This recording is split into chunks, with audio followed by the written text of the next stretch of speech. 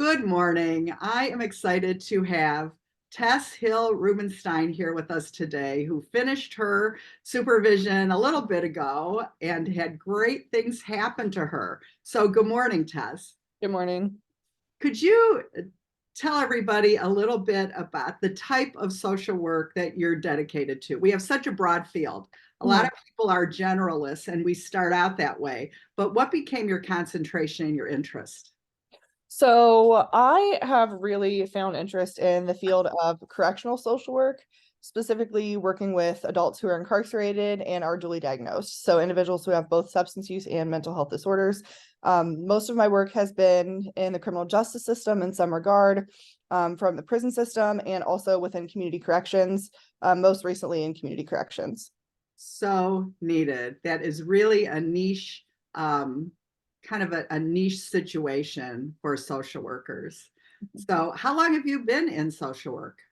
So I have been in social work in some regard. I first started doing social work on not like a license level, but just entering into the field.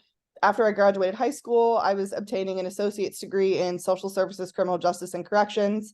I was interning in the prison system, but then I kind of realized in order to practice social work on a larger scale, I needed to further my education to become licensed. So then I pursued my bachelor's degree in social work. I started that in 2017 and obtained licensure in 2020 after I graduated. And then I went on to obtain my master's degree in social work. I obtained that in 2021. So I've been practicing as a master's level clinician from 2021 until 2023. And then just recently I became independently licensed. So now I'm practicing as an independently licensed clinician. Congratulations. Thank you. So, you had a long career before you even got your master's degree. You had a lot of education, and most importantly, a lot of experience. I think a lot of people have a lot of education and then they go right into private practice with their master's and they realize they don't have the breadth of experience that they need. But you did. So, what made you decide to come into supervision group? So, like I said, I realized that I needed to further my education, to kind of expand my practice. In the field of mental health, I think it's really important for social workers to be competent, to have the appropriate training and education to be able to effectively treat people who have mental health disorders. And I kind of realized that without independent licensure and without specific clinical training, that wasn't necessarily going to be possible for me. So I realized that obviously I need training supervision, so I can obtain independent licensure, and practice independently in my field. Awesome. So, what was your experience coming into supervision from the first, video call that we had to see if it was a fit, all the way to the end with your group? You had a number of, you just skyrocketed with your career. So I was definitely really excited. When I first entered into supervision, I wasn't really 100% sure what to expect. But as I moved throughout the process, I really formed a lot of special connections.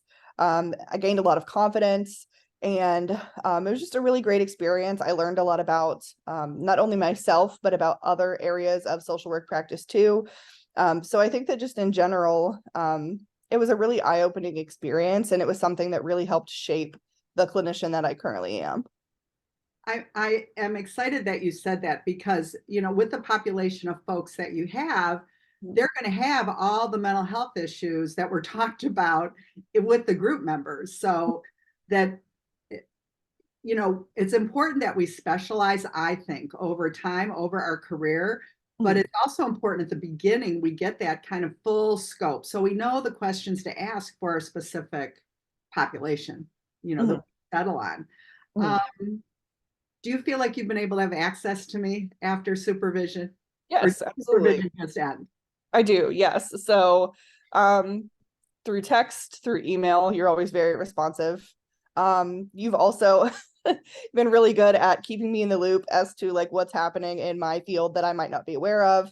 I know that about a week or two ago, you had sent me a message like, hey, you might want to check this out. So, even though I'm finished with social work training supervision, I feel like it's important that you recognize that learning is still a lifelong process and that you're still dedicated to people that you have to kind of help through this journey.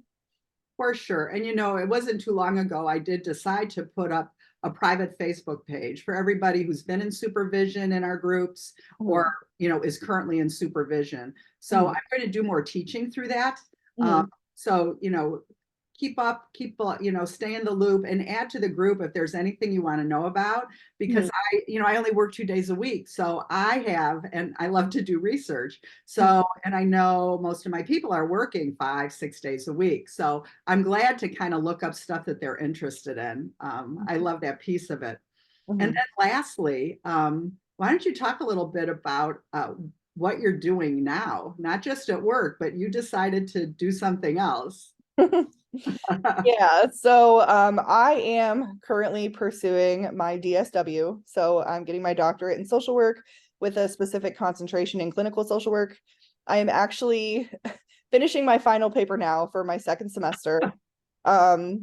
So it's been quite the experience so far, but I'm just thankful that I was given the opportunity to further my education even more. I have a really great cohort. I'm anticipated to be finished in 2026. This semester was kind of challenging, but I'm making it through. I have a lot of great support from my cohort, and I'm really glad to be on this journey. Well, let me say this about that. I hear you say you're grateful for the opportunity that presented itself, but I maintain that you manifested this. Every step of the way as you gain confidence, you're like, no, I can do this. And I remember in group going, what? She's going to do what with the baby? She's going to do what? I didn't doubt that you could do it, but it's a challenge. So good for you, Tess. You are doing big things in the field. And I can't wait to hear your research and, when you get research grants and to be able to really study and make even a further difference for this population.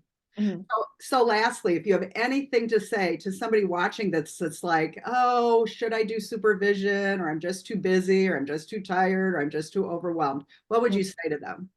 I would say that it is a really important investment. And it's worth it. It's worth investing in yourself to further your education and further your career. It does require a lot of time. Like for me, when I first started supervision, I was like 7 or 8 months pregnant. And then, I had my son and now he's almost 2. And, it does require like dedication. Like sometimes I would be in the car, like driving home from work, like on supervision calls. But for me, it was such a necessary investment in myself. And without supervision, I know for a fact that like I would not be where I'm at today in my career. Yeah, well, I have to say, with everything that you're doing, thank you for coming on to do this testimonial. I think, I really felt too, you're really invested in bringing other social workers to their greatest potential, as well as having jobs that they love. So that's what I hope some of these testimonials will do for people. So thanks so much, Tess. Have a wonderful holiday. Thank you. You too.